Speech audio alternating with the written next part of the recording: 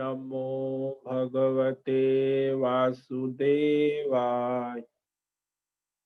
ओम नमो भगवते वासुदेवाय। ओम नमो भगवते वासुदेवाय।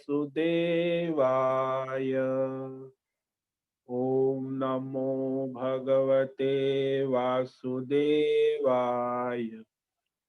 ओम नमो भगवते वासुदेवाय। ओम नमो भगवते वासुदेवाय। ओम नमो भगवते वासुदेवाय। ओम नमो भगवते वासुदेवाय। ओम नमो भगवते वासुदेवाय।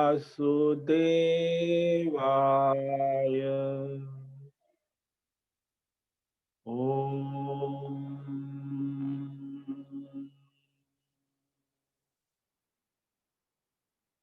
ओम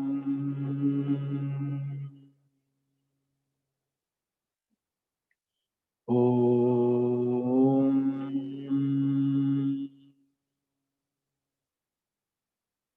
ओम श्री परमात्मने नमो नमः। ओम गणपतये नमो नमः। ओम ऐं ह्रीं श्रीं सं सरस्वत्यै नमो नमः। ओम गुं गुरुभ्यो नमो नमः। ओम सहनाववतु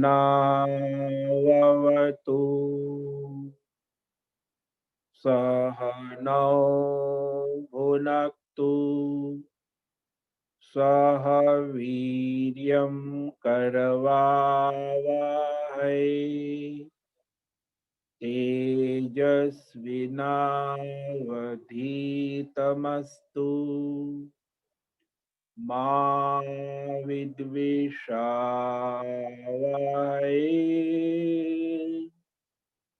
ओम शांति शांति शांति।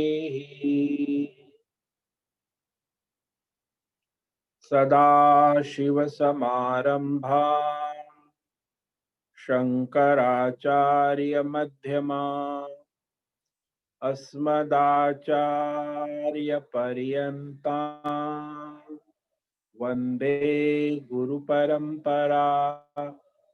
वन्दे गुरुपरम्परा।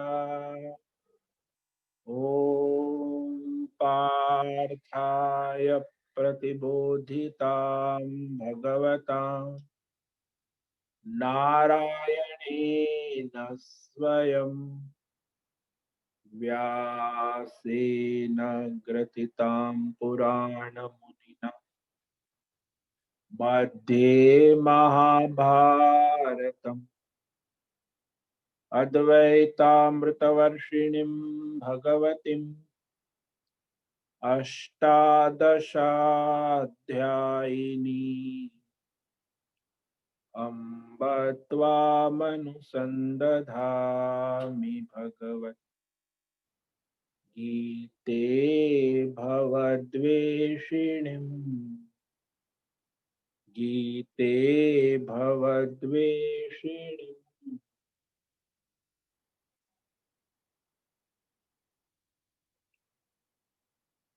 आज विक्रम संवत 2077 कार्तिक मास शरद ऋतु ज्ञान पंचमी तिथि है और गुरुवार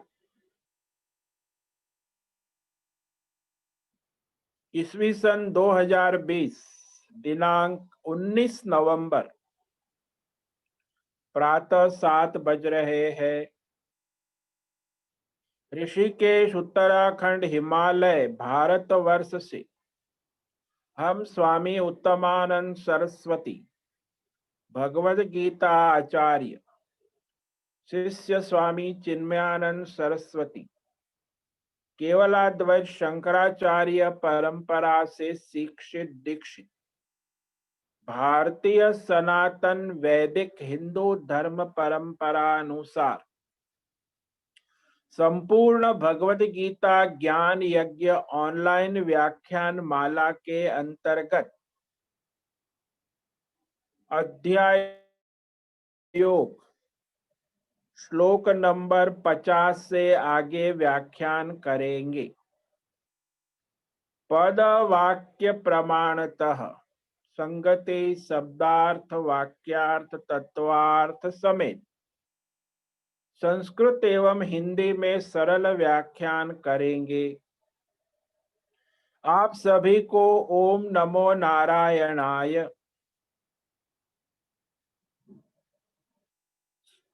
स्थिर बैठकर एकाग्रता पूर्वक सावधानी से भगवद गीता श्रवण साधना करें। बाद में मनन अभ्यास बार बार करें। अपने वर्तमान जीवन में गीता ज्ञान चरितार्थ करें। अपना और सबका कल्याण करें। तो कल सांख्य योग अध्याय 2 श्लोक नंबर 49 और 50 पर व्याख्यान किया था। उसे संक्षेप में कहकर आगे व्याख्यान करेंगे। दूरेण यवरम कर्म बुद्धियोगा धनंजय बुद्धौ शरणमन्विच्छ कृपणा फल हेतवः। ईश्वरार्थ निष्काम बुद्धि योग कर्मयोग से सकाम कर्म अत्यंत निम्न श्रेणी का है। बुद्धि योगात् कर्म दूरेण अवरम। अतः इसीलिए अर्जुन धनंजय बुद्धौ शरणमन्विच्छ ईश्वरार्थ निष्काम कर्म योग बुद्धि वाले हो जा। ईश्वर में आश्रय ग्रहण कर, शरण ग्रहण कर, रक्षा का उपाय ईश्वर को समर्पित जीवन जी। ऐसी ईश्वरार्पण बुद्धि योग में आश्रय ग्रहण करो। संसारी पना छोड़ो, क्योंकि कृपणा फल हेतवः।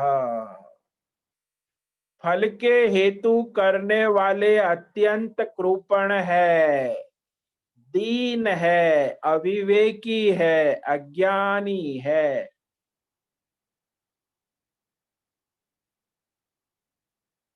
इसीलिए फल का जो आग है, आसक्ति है,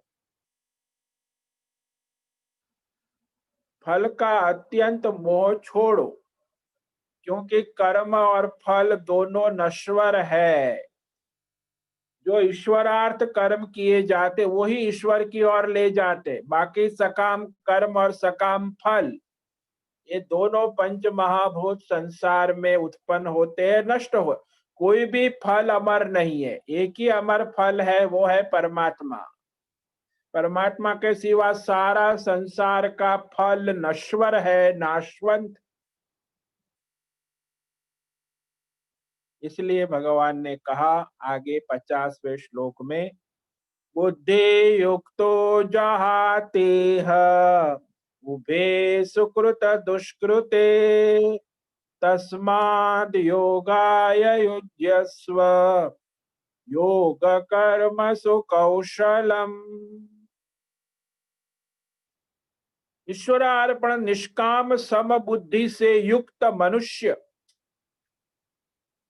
सुकृत दुष्कृत उभे इह जहाते। सुकृत दुष्कृत पाप और पुण्य दोनों के कर्म बंधनों से मुक्त हो जाते हैं। इसीलिए ईश्वरार्थ निष्काम कर्तव्य कर्म योग में लग जा अभी यहाँ इसी वक्त। युज्यस्व तस्मात् योगाय युज्यस्व। देरी ना करो, अभी यहाँ इसी वक्त। क्योंकि ईश्वरार्थ कर्तव्य कर्म करना ही कर्म की कुशलता है। योग कर्मसु कौशल, कर्म योग ही जो कर्म बंधन से छूटने का उपाय है। ये पाप पुण्य कर्म बंधन जन्म जन्मांतर के छूटने का साक्षात उपाय, साधन है, इलाज है, उपाय है। इसलिए ईश्वर समर्पित भाव से अपना स्वधर्म कर्तव्य कर्म करना ही मनुष्य को सारी समस्याओं से मुक्त कर देता है। क्योंकि ये पाप पुण्य जन्म जन्मांतर से जुड़े हुए हैं, और यदि आप सकाम कर्म करोगे तो फिर वही पाप और पुण्य चलता रहेगा, स्वर्ग नरक चलता रहेगा। लेकिन ईश्वरार्पण बुद्धि से यदि तुम कर्म करते हो तो वह कर्म अपनी प्रकृति स्वभाव से छूट जाता। यानी ये पाप पुण्य का कर्म बंधन उसमें नहीं आता।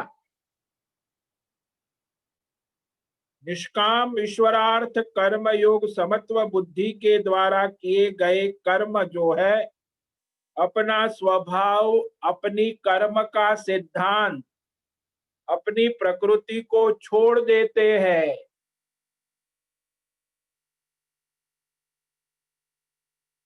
क्योंकि वह कर्म ईश्वर से जुड़ जाते हैं। जब भी वो पाप पुण्य का मीटर बंद हो जाए तो कर्म का सिद्धांत भी वहां नहीं लगता। जो निष्काम कर्म योग मनुष्य कर्म कर, जैसे वो होलिका के गोद में भक्त प्रहलाद बैठे थे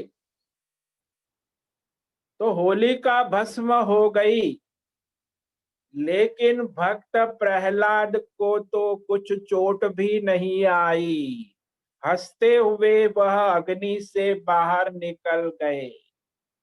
लकड़ी भी राख हो गई, होलिका भी राख हो गई, भक्त प्रहलाद को अग्नि ने स्पर्श नहीं किया।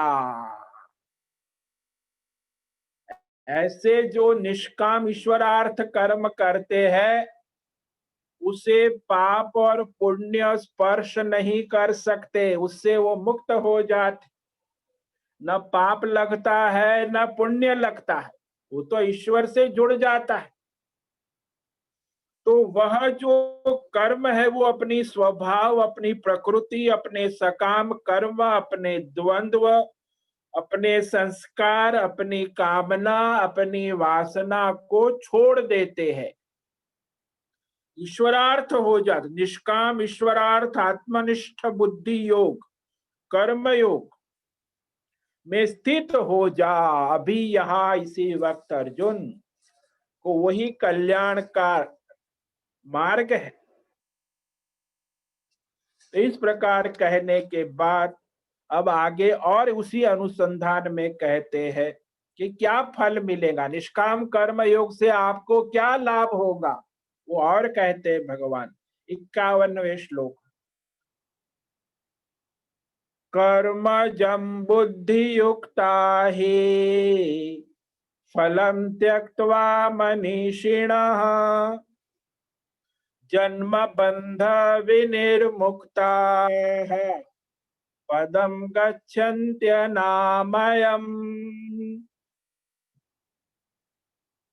कर्मजं बुद्धियुक्ता हि फलं त्यक्त्वा मनीषिणः जन्म बंध विनिर्मुक्ता पदम गच्छन्ति अनामयम्। क्योंकि जो ईश्वरार्पण बुद्धि से सम बुद्धि से युक्त निष्काम कर्म योगी है, मनीषी ना, उसको कहा मनीषी, बुद्धिमान है, जगत में वही बुद्धिमान है। बाकी तो सब बुद्धूराम है, जो सकाम कर्म करते हैं ना, उसको बुद्धूराम कहे। भगवान कहते वही बुद्धिमान है जो ईश्वरार्थ अपना निष्काम कर्म योग कर्तव्य स्वधर्म ईश्वर समर्पित भाव से करते। तो कर्म से उत्पन्न होने वाला जो पाप पुण्य फल है, त्यक्तवा, ये पाप पुण्य फल से छूट जाते। न पाप लगता है न पुण्य लगता, क्योंकि कर्म ईश्वरार्पण, और पाप पुण्य जब नहीं लगता तो फिर जन्म बंध विनिर्मुक्ता, जन्म मरण के संसार चक्र बंधन से मुक्त हो जाते हैं।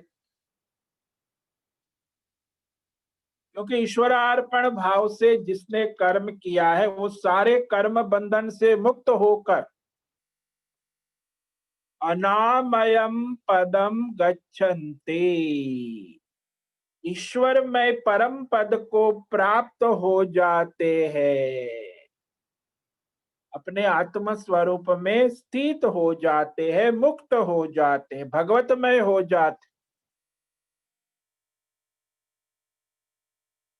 तो इस श्लोक में भगवान ये स्पष्ट कर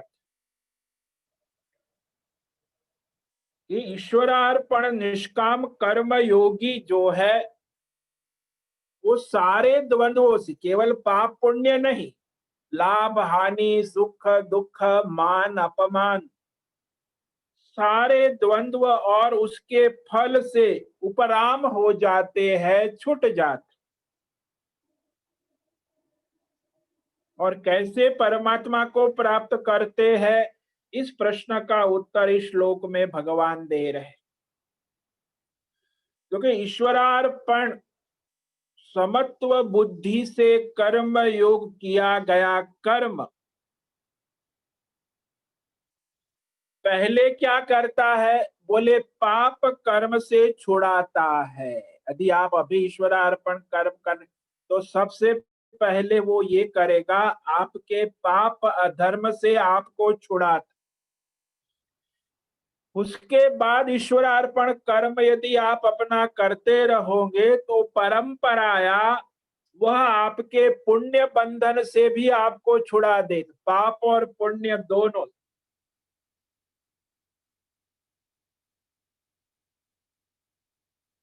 तो वह साधन द्वंद्व से मुक्त कर देता है।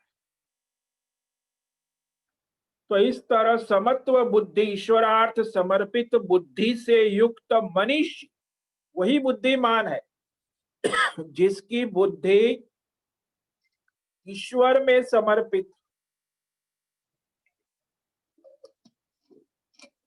ऐसे मनीषी बुद्धिमान मनुष्य जो है वर्तमान में अपना स्वधर्म कर्तव्य कर्म का अनुष्ठान करते हैं, जो भी उसको प्रारब्ध के अनुसार प्राप्त, कोई विशेष नहीं, अपना ही स्वधर्म कर्तव्य ईश्वरार्थ करते, फल के लिए नहीं करते, संसार के लिए नहीं करते।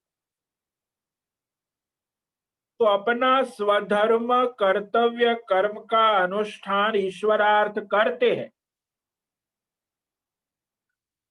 तो वह जो है उससे उसका सारा द्वंद्व जो है छूट जाता है। और जब द्वंद्व छूट जाता है, पाप पुण्य के बंधन को छोड़कर जन्म मरण बंधन से भी छूट जाते, यानी वह निष्काम कर्म योगी संसार के सारे अज्ञान कामना और कर्म और फल के बंधन से छूट जाते। क्योंकि ये संसार चक्र ऐसे चलता है, अज्ञान, परमात्मा स्वरूप का अज्ञान और उसके बाद कामनाएं, और कामना के बाद पाप पुण्य कर्म, और पाप पुण्य कर्म के बाद स्वर्ग नरक फल, और जन्म मरण संसार चक्र। ये संसार चक्र से वह छूट जाते हैं और भगवतमय हो जाते हैं, परमात्मा में। तो कर्म और फल दोनों के बंधन से मुक्त हो जाते हैं। त्यक्त्वा, ये शब्द का, क्योंकि पुण्य कर्म का फल स्वर्ग है और पाप कर्म का फल नरक है, और वर्तमान जीवन में पुण्य कर्म का फल सुख है और पाप कर्म का फल दुख है। संसार में जितने भी सुख दुख है वो अपने पाप पुण्य का ही फल है जो आप भोग रहे। ये दोनों जो है द्वंद्व छूट जाते, और इस तरह वह कर्म फल को छोड़कर आत्मज्ञान की प्राप्ति करा देते हैं कि अरे वो तो सब परमात्मा ही है, परमात्मा के सिवा कोई शक्ति नहीं है, प्रकृति भी उसी के अधीन है, जीव का तो कहाँ पहचान हो सकती। तो वह परमात्मा तत्व में स्थित हो जाता, क्योंकि यहाँ ये जो सारा द्वंद्व है वही संसार बंधन का कारण बन जाता। तो ये सारे बंधन से मुक्त हुए जीते जी अभी यहाँ इसी जन्म में संपूर्ण उपद्रव, जो कामना और कर्म का उपद्रव है, द्वंद्व है, उस द्वंद्व से रहित परमात्मा के परम पद को प्राप्त करते हैं। क्योंकि ये जो मनुष्य देह प्राप्त हुआ है ना, ये वर्तमान में जो मनुष्य देह की प्राप्ति अपने पिछले जन्मों के कर्मों का फल है। देह की प्राप्ति में सकाम कर्म निमित्त है, सकाम कर्म, और जिसका पूर्णतया लय आत्मज्ञान से होता है। आत्मज्ञान परमात्मा जो है उसको प्राप्ति का अंतरंग साधन है। कर्मयोग बहिरंग साधन है, तैयारी करता है, और आत्मज्ञान जो है वो परमात्मा में स्थिति लाता। इसीलिए आत्मज्ञान अंतरंग साधन है जिसमें ये श्रवण मनन ध्यान चिंतन आवश्यक। तो श्रवण का अधिकारी कौन है? जो कर्म योगी है वो परमात्मा विषय का श्रवण अच्छी तरह कर सकता है। जो संसारी है वो परमात्मा के विषय में श्रवण करते हुए भी नहीं सुनता। वो बहरे का संगीत, तो बहरा संगीत सुनते हुए भी नहीं सुनता, क्योंकि सकाम कर्मी है। वो परमात्मा के बारे में सुनते हुए भी नहीं सुनता है, कुछ नहीं समझता है परमात्मा, क्योंकि सकाम कर्मी है, संसारी है। वो परमात्मा उसकी बुद्धि में बैठते ही नहीं। कामनाएं, संसार, फल, फायदा, वही बैठता है। तो इस तरह जो निष्काम कर्म योग है ईश्वरार्थ, वह अनुष्ठान परम आवश्यक। बिना निष्काम कर्म योग किए बिना ध्यान योग नहीं हो सकता। बिना ध्यान योग के भगवत भक्ति नहीं हो सकती, और बिना भगवत भक्ति के आत्मज्ञान तत्व ज्ञान में दृढ़ स्थिति नहीं हो सकती। इसीलिए पहले निष्काम कर्म योग अनिवार्य है, परम आवश्यक कहा। निष्काम कर्म योग परंपराया, क्रम से आपको ईश्वर की ओर ले जा। सकाम कर्म तो आपको संसार में ही घुमाता रहेगा। कामना करो फल भोगो, फिर कामना करो, फल भी नश्वर है, कामना भी नश्वर है, कर्म भी न, और अज्ञान तो बना ही रहेगा। ईश्वर की ओर जाने का कोई द्वार नहीं खुले, तो अज्ञान चक्र में, संसार चक्र में घूमते रहे। तो ये कामना, कर्म और फल, ये बंधन का कारण, और उसे छूटने का उपाय यही है कि ईश्वरार्थ अपना कर्तव्य कर्म करो। तो इस प्रकार जिसको सर्वत्र ईश्वर भाव प्राप्त हो गया है, तो उसकी बुद्धि शुद्ध हो गई। अभी तो ईश्वर मंदिर में दिखता है, कहीं पूजा में दिखता है, कहीं ईश्वर कहीं कहीं दिखता है, कहीं नहीं दिखता है। तो ईश्वर जो है सर्वत्र, उसकी ईश्वर बुद्धि नहीं है। परिपूर्ण ईश्वरीय बुद्धि हो जाती, तो ऐसी बुद्धि के द्वारा वह परमात्मा दर्शन जो है सर्वत्र, सब कण कण क्षण क्षण सर्वत्र परमात्मा दर्शन कर। तो ऐसी बुद्धि कब बनेगी? बुद्धि कर्म से बनेगी, सोचने से, चर्चा विचारणा करने से, वार्तालाप करने से, बातचीत करने से नहीं। बुद्धि को बदलना है तो पहले कर्म को बदलना पड़ेगा। जो सकाम कर्म करेगा उसकी सकाम बुद्धि ही रहेगी, और जो निष्काम कर्म करेगा उसकी बुद्धि निष्काम होगी। तो जैसा कर्म करेगा वैसी ही बुद्धि बनेगी, और जैसा कर्म करेगा वैसा ही फल मिलेगा। तो इस प्रकार परमार्थ दर्शन रूपी बुद्धि वही परमार्थ में स्थित होती, जो साक्षात पाप पुण्य धर्म अधर्म सारे द्वंद्व से छोड़ा देती है। न उसमें पाप रहता है, न पुण्य रहता, कोई द्वंद्व के रहित हो जाए। तो इस श्लोक में बताया कि कर्म से उत्पन्न, अज्ञान से उत्पन्न कामना, और कामना से उत्पन्न कर्म, और कर्म से उत्पन्न फल का त्याग कर देती है।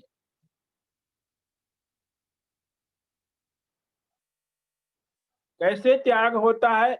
यही ईश्वरार्थ अपना निष्काम कर्म योग के द्वारा, वह कर्म बंधन से छूटे हुए ऐसे परमार्थ दर्शन संपन्न मनीषी, जिसकी बुद्धि ईश्वर में स्थिर हो गई है,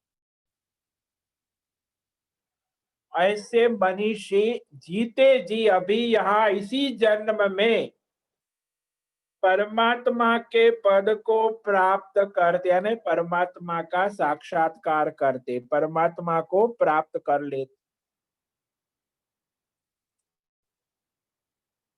इसी जन्म में, जीते जी, मरने के बाद नहीं। तो ये परम तत्व प्राप्त करने के लिए भगवान यहाँ कह,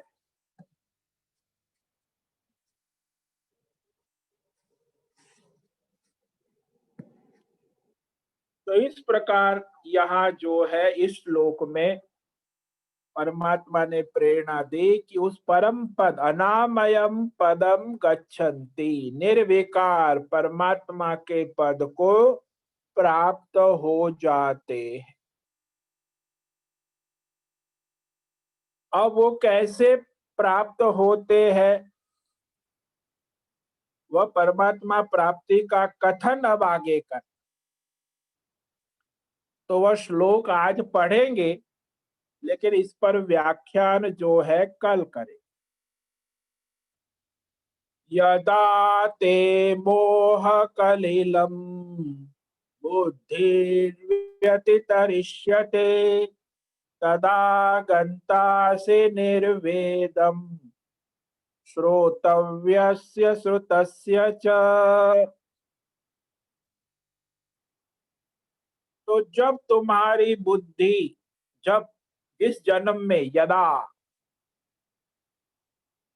ये अज्ञान रूपी मोह रूपी संसार रूपी दलदल को भली भांति पार कर जाएगी, मोह कलिलम व्यतितरिष्यति, तदा तब तुम सुने हुए और सुनने आने वाले सारे लोक परलोक संसार संबंधी सभी प्रकार के विषय भोगों से उपराम हो जाओगे,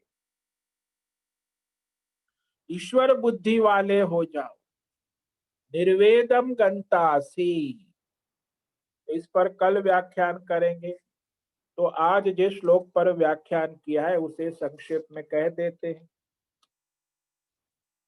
जन्म बंध विनिर्मुक्ता कर्म बुद्धि युक्ता ही फलम त्यक्त्वा मनीषिणः जन्म बंध विनिर्मुक्ता पदम गच्छन्त्यमामयम्। क्योंकि जिसकी बुद्धि ईश्वर परमात्मा से युक्त है और जो अपना स्वधर्म कर्तव्य कर्म करते हैं, ईश्वरार्थ करते, फलार्थी नहीं है, ईश्वरार्थी, ऐसे मनीषी बुद्धिमान विवेकी कर्मों से उत्पन्न होने वाले पाप पुण्य सारे द्वंद्व से मुक्त हो जाते हैं। उसे द्वंद्व परेशान नहीं, सारे द्वंद्वों से मुक्त हो जा। जन्म बंधन करने वाले हैं ये सारे, तो सारे जन्म बंधन से विमुक्त होकर अनामयम पदम गच्छन्ति, परमात्मा के परम पद को प्राप्त हो जाते हैं। परमात्मा मैं हो जाते, उनके लिए फिर कण कण क्षण क्षण सब परमात्मा ही है, परमात्मा के सिवा कुछ है ही नहीं। ये माया तो संसार, वहां परमात्मा मैं हो जाता, उसे अमृत पद कहते। परमात्मा ही परमात्मा है, ऐसी जिसकी बुद्धि हो गई वही अमृत है, वही मोक्ष है। ये परमात्मा के सिवा कुछ नहीं है। जैसे जो गहनों की दुनिया में उलझा हुआ है, तो उसे ज्ञान हो कि केवल सोना ही है, सोने की ही चमक है, सोने के सिवा कुछ गहना नाम की चीज है ही नहीं। ऐसी सुवर्ण बुद्धि है तो वो मुक्त हो गया गहने की दुनिया से, नहीं तो गहनों में उलझा रहेगा। ऐसे ये संसार नाम रूप में उलझा रहता है। जब उसे पता चले कि केवल परमात्मा तत्व ही है जो सर्व रूप में प्रकाशित हो रहा, तो अमर हो जाते हैं, मतलब भगवतमय हो जाते हैं, परमात्मा में हो जाते हैं, मुक्त हो जाते। उन्हें परमात्मा के सिवा और कुछ नहीं दिखता। ओम नमो नारायणाय, ओम नमो नारायणाय, ओम नमो नारायणाय, ओम नमो नारायणाय। ओम असतो मा सद्गमय तमसो मा ज्योतिर्गमय मृत्योर्मा अमृतंगमय। ओम पूर्णमद पूर्णमिदं पूर्णात् पूर्णमुदच्यते पूर्णस्य पूर्णमादाय पूर्णमेवावशिष्यते। ओम शांति शांति शांति। ओम गुम गुरुभ्यो नमो नमः। ओम तत्सत। ओम ओम ओम।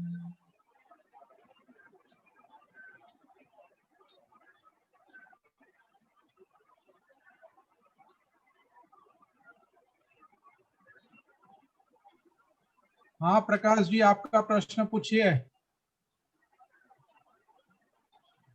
स्वामी जी प्रणाम। हाँ बोलो। स्वामी जी, जैसे कि मतलब एक किसान जो है अपने खेत के अंदर और बीज लगाता है, तो उसमें एक तो उसके मन में फल की तो इच्छा रहती है ना कि अभी आज के 3 महीने बाद जो है खेती बाड़ी होगी, तो वो उसके बाद उसको उसकी खेती बाड़ी की उसकी जो मन में इच्छा तो है ना, कामना तो है ना उसके मन में, तभी तो वो बीज लगाता है। और फिर दूसरी बात ये जरा बताइए कि वो खेती बाड़ी उसने किया, मेहनत किया, बैंक से कर्जा भी लिया, और खेती बाड़ी जो है उसकी फलीभूत नहीं होती है, मौसम के कारण जो है उसकी खेती बाड़ी उजड़ जाती है। उस अवस्था में उसको दुख भी होगा, और उसका जो कर्जा लिया बैंक से, वो कर्जा भी वो नहीं दे पाता है, उसकी जीविका कैसे चलेगी? और फिर वो जो है उस कष्ट के कारण अपनी आत्महत्या भी कर लेता है। तो उसकी गीता ज्ञान के हिसाब से उसकी स्थिति क्या रहनी चाहिए गुरु जी? जरा इसमें प्रकाश डालिए। देखो, वो किसान है, वैश्य है, अपनी खेती बाड़ी करता है। ईश्वर ने उसको तन दिया, मन दिया, धन दिया, जमीन दी। प्रारब्ध के अनुसार उसको जो मिला, कुआं मिला, बैल मिला, बीज मिले, तो उसे ईश्वर को याद रखना चाहिए कि ईश्वर ने मुझे ये प्रसाद दिया, ये ईश्वर का है, मैं उसका सेवक हूं। तो मेरी किसानी जो है वो ईश्वर की सेवा है। मेरे प्रारब्ध में ये मेरे पिछले जन्मों का कर्म का फल है कि मैं किसान हूं, लेकिन मैं कोई फल की इच्छा न रखते हुए ईश्वर की, क्योंकि ईश्वर का दिया हुआ ईश्वर की सेवा करने के लिए है। तो मैं किसान हूं, तो अब मैं समय पे अपना खेत जोतूंगा, बीज बोऊंगा, वो भी ईश्वर की सेवा है। और बीज बोने के बाद जो भी मुझे फायदा हुआ, या तो फसल खराब हो गई, कुछ नहीं आया, नुकसान हुआ, लाभ हानि हुआ, तो भी वो मेरे कर्मों का फल है, ईश्वर का प्रसाद है। तो लाभ भी ईश्वर का प्रसाद है और हानि भी ईश्वर का प्रसाद है। तो मैंने अपना स्वधर्म ईश्वर के लिए किया, क्योंकि मेरा तन ईश्वर का दिया हुआ प्रसाद है, जमीन ईश्वर की दी हुई है, कुआं ईश्वर, जल ईश्वर देता है, बीज ईश्वर देता है, बीज को बड़ा भी ईश्वर करता है, फसल भी वही काटता है, वही खराब भी वही करता है, फसल बिगड़। तो इसमें मैं ईश्वर की सेवा करता हूं। अब वो अपनी कामना लेके बैठ गया तो फिर फंस गया, मुझे इतना पैसा मिलना चाहिए, वो ईश्वर दिखेगा नहीं फिर उसे। फिर उसका मैं और मेरा खेत और मेरा जमीन और फिर मेरी बाजार, फिर उसमें क्या रेट है, कितनी मार्केट है, कितना माल मिलेगा, कितना, बस वही दिन रात सोचता रहेगा। और उसमें वो परेशान, क्योंकि कामना है तो फिर उसको फसल खराब हो गई, नुकसान हो गया तो बर्बाद हो गया, तो फिर दुखी हो जाएगा, फिर आत्महत्या भी करेगा, बिकॉज उसकी कामना पूरी नहीं हुई। वो तो उसमें प्रसन्न होगा कि भाई ईश्वर की मर्जी, आज फसल खराब हो गई, नुकसान हो गया, वो भी ईश्वर का प्रसाद है, प्रसन्न होगा। तो जिसकी बुद्धि ईश्वर में है, कर्मयोगी किसान है, वह अपना काम ईश्वर के लिए करेगा, जिससे वो सारे कर्म बंधन द्वंद्व से छूट जाएगा, ना उसे फायदा लगेगा ना नुकसान लगे, उसकी बुद्धि भगवान में लगी। और जो फायदा वाला सकाम है उसको ये सब समस्या होंगी, आत्महत्या भी कौन करेगा? सकाम कर्म करने वाला ही आत्महत्या करेगा। जो ईश्वरार्थ अपना कर्तव्य करता है वो तो मस्त रहेगा, चलो भाई ईश्वर की मौज है, आज ईश्वर ने नुकसान दे दिया, नहीं दिया, अब भगवान ने दिया, भगवान ने नहीं दिया, सब भगवान का ही तो है, मैं भी उसी का हूँ, ईश्वर का। और मेरे कोई ऐसे कर्म है तो मेरे कर्म का फल मुझे नुकसान रूप में मिला, मेरे कर्म का फल मुझे फायदे रूप में मिला, तो इसमें मेरे कर्म का ही हिसाब ईश्वर दे रहा है। ईश्वर अपनी ओर से तो कुछ दे नहीं रहा है। तो ये ईश्वर बुद्धि वाला किसान जो है वो सारे कर्म बंधन से मुक्त। लेकिन जो कामना वाला किसान है वो तो आत्महत्या करेगा, क्योंकि सकाम है, मेरी कामना पूरी नहीं हुई, मुझे फल नहीं मिला।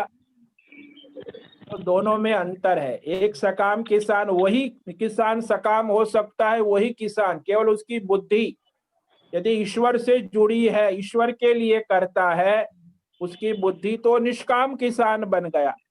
और यदि उसकी बुद्धि फायदे नुकसान से जुड़े तो सकाम किसान बन गया। खेत भी वही है, किसान भी वही है, खेती बाड़ी भी, बीज भी वही है।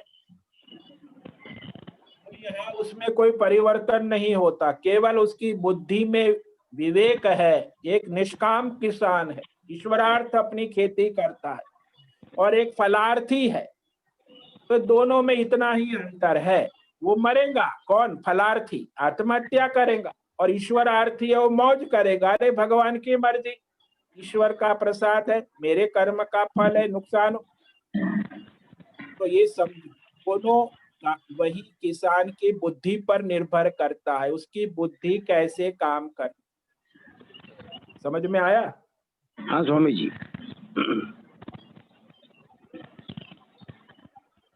हाँ उषा जी, आपका प्रश्न पूछिए। हाँ जी, स्वामी जी नमस्ते। हाँ, स्वामी जी, मुझे आप जरा योग शब्द की पर रोशनी डालेंगे। मतलब हम कर्म योग, भक्ति योग कहते हैं, पर ये जो योग है इसका मतलब मीन्स डीप मीनिंग क्या होता है? योग शब्द युज धातु से, युज धातु यानी किसी के साथ अच्छी तरह जुड़े रहना, ज्वाइन होना। ओके। अब आप किसके साथ जुड़े हैं? आपकी बुद्धि कहाँ जुड़ी है? फल के साथ जुड़ी है तो सकाम कर्म हो गया, और आपकी बुद्धि ईश्वर के साथ जुड़ी है तो कर्म योग हो गया। योग का मतलब है जुड़ना अच्छी तरह, और यहाँ योग शब्द बहुत परिप्रेक्ष्य में उपयोग होता है। ये योग है, अच्छा आज योग है कि हमको ये गीता सत्संग मिला तो हमें जुड़े, तो आप जुड़े तो गीता ज्ञान यज्ञ योग हो गया आपके लिए। फिर आप ईश्वर के लिए कर्म करते हैं तो वो भी योग हो गया, आप ईश्वर से जुड़कर अपना कर्म, तो वो कर्म योग हो गया। आप ईश्वर का ध्यान करते हैं तो ध्यान योग हो गया, ईश्वर से जुड़े ध्यान के द्वारा। आप भक्ति योग करते, भक्ति के द्वारा पूजा आराधना कीर्तन जप के द्वारा ईश्वर के साथ जुड़े हैं तो भक्ति योग हो गया। यानी जुड़ना है, कैसे किस तरह आप जुड़ते हैं, और ज्ञान के द्वारा जुड़ते हो तो ज्ञान योग हो गया, ईश्वरीय ज्ञान। तो ये योग का मतलब है जुड़ना। कैसे जुड़ते हो? कर्म के द्वारा, भक्ति के द्वारा, ध्यान योग, भक्ति योग, और ये सारे योग जो है उसका मतलब ही ये होता है जुड़ना, अच्छी तरह जुड़े रहना। धन्यवाद समझ में आया? जी, धन्यवाद। हाँ।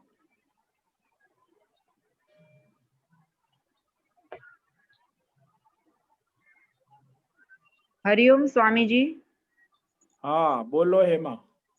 स्वामी जी, आपने कल कहा था कि हमको समष्टि के लिए ही सब कर्म करने हैं, और मेरा तेरा कुछ नहीं रखना है, सबके लिए प्रार्थना तो हम लोग करते हैं, मगर अगर सब चीज की लिमिटेशन रहती है, मेरे पास शक्ति सामर्थ्य पैसे सब सीमित है मेरे पास, तो अगर मेरे बेटे की शादी है तो मैं सीमित लोगों को ही बुला सकती हूँ, तो फिर उसमें जो जिनको नहीं बुलाया उनको फिर ये राग द्वेष शुरू नहीं हो जाएंगे? अरे भाई, आपकी सीमित बुद्धि है, सीमित शक्ति है, आप अपनी सीमित शक्ति में ईश्वर से जुड़ो। वहां भगवान जी राम पुल बना रहे थे लंका के लिए, तो वहां हनुमान जी बड़े बड़े पहाड़ लेकर आ रहे थे। हाँ। और वो गिलहरी है, वो अपनी रेती में जाकर पुल पे रेती लाके आती थी, थोड़ा रेती डाल, तो वो भी भगवान के लिए रेती ले आ रही थी, रेती डाल रही थी पुल, तो वो भी पुल बनाने में गिलहरी का भी योगदान है, हनुमान जी भी है, जामवंत भी है, सबने बड़े बड़े पुल बनाए। तो यहाँ अपनी योग्यता के अनुसार हम भगवान को समर्पित भाव से सेवा कर सकते। सबका मतलब सबको भगवान को समर्पित। अब आप सबकी सारी दुनिया को आपके बेटे की शादी में बुलाए कैसे सकेंगे कि सबके लिए? अरे भाई, जो आपकी योग्यता है सब भगवान का है और भगवान को समर्पित है। तो ये सबका मतलब समझो कि सब भगवान है, सब भगवान का है। ये मेरा तेरा हिसाब किताब रखना की आवश्यकता नहीं है। जैसे हो, जहां हो, जो हो, वो ईश्वर को समर्पित करना। आपकी योग्यता के अनुसार आप ईश्वर से जुड़े। सबकी अपनी अपनी योग्य, वो गिलहरी अपनी योग्यता से राम के साथ जुड़ी, हनुमान जी अपनी योग्यता से जुड़े, जामवंत अपनी योग्यता से जुड़े, विभीषण अपनी योग्यता से जुड़े, सब अपनी अपनी, लक्ष्मण जी अपनी योग्यता से, भगवान से सब जुड़े, अपने अपने योग्यता के अनुसार जुड़े। ऐसा नहीं कि लक्ष्मण जी करते इसलिए मुझे भी ऐसे करना है, हनुमान जी करते वैसे मुझे भी करना होगा तब मेरी ऐसा कुछ नहीं है। जैसी आपकी योग्य। समझ में आया? हाँ, समझ में आया स्वामी जी, थैंक यू। ठीक है, अब समय पूरा हो रहा है। मीरा जी का प्रश्न है एक, मीरा जी का एक प्रश्न है। मीरा जी। हाँ, प्रणाम स्वामी जी। हाँ, स्वामी जी, मुझे एक सिंपल सा जानकारी चाहिए था कि अभी हम लोग रोज सुबह उठ के और हम लोग ब्रश करते हैं, सब करते हैं, और फिर जैसे मैं घर पे हूँ, खाना पकाती हूँ सब, तो इसमें कौन से कर्मों में जो हम करते हैं इसमें सकाम निष्काम होता है? जैसे सुबह उठ के ब्रश करते वगैरह, उसमें तो कामना का, तो ऐसा मतलब द्वंद्व का तो कोई बात नहीं है। तो कौन से ऐसे कर्मों में हमारा द्वंद्व वगैरह है कि जिसमें हमें संभलना चाहिए कि इसमें मुझे निष्काम होना चाहिए? देखो, सारे कर्मों में निष्काम होना चाहिए। कौन से कर्म, ऐसा कुछ नहीं है। सारे कर्म या तो सकाम होंगे या निष्काम होंगे। आप ब्रश कर रहे हैं तो दांत ईश्वर के है, ब्रश ईश्वर का है, मैं ईश्वर की सेवा कर रही हूँ, तो ईश्वर बुद्धि होनी चाहिए। मैं मेरे लिए कर रही हूँ तो सकाम हो गया, और ईश्वर के लिए ब्रश कर रहे तो निष्काम। ब्रश तो वही है। खाना आप अपने लिए पका रहे तो सकाम हो गया, ईश्वर के लिए पका रही तो निष्काम हो गया। बस यही बात है। सारे कर्मों में दो ही चॉइस है, या तो आप निष्काम करो या निष्काम करो, सकाम करो। ईश्वर के लिए करो तो निष्काम है, और अपने लिए करो तो सकाम है। अच्छा, हर एक कर्म में निष्काम होना चाहिए कि ये हाँ, भगवान के लिए कर रही हूँ। अच्छा, हाँ, ये सब इवन भगवान। सिंपल ब्रश करना सब कुछ? हाँ, हाँ, वो भी। Okay, thank you Swami ji, thank you Swami ji. Okay, हरिओम। हरिओम ओम। स्वामी। ओम नमो ठीक है, अब नारायण। समय पूरा हो रहा है। सबको ओम नमो नारायणाय। ओम ओम नमो नमो नारायण। नारायणाय। ओम नमो नारायण स्वामी जी। ओम नमो नारायण स्वामी ओम जी। नमो नारायण स्वामी जी। ओम नमो नारायण स्वामी जी। ओम नमो नारायण। स्वामी जी। ओम नमो नारायण स्वामी जी। ओम नमो नारायण स्वामी जी। धन्यवाद। नमो नारायण। होस्ट को विनंती है कि आज का सत्संग संपन्न करे। ओम नमो नारायणाय। ओम नमो नारायण स्वामी जी। ओम नमो नारायणाय। सबको ओम नमो नारायणाय। हम हमारा आज का ये दिव्य और पूर्ण सत्संग यहाँ समाप्त कर रहे हैं। सर्वहित, सर्व कल्याण, सर्व उद्धार की मनोकामना से हम आज का शुभ दिन जो है उसे प्रभुत करें। ओम नमो नारायण। ओम नमो नारायणाय।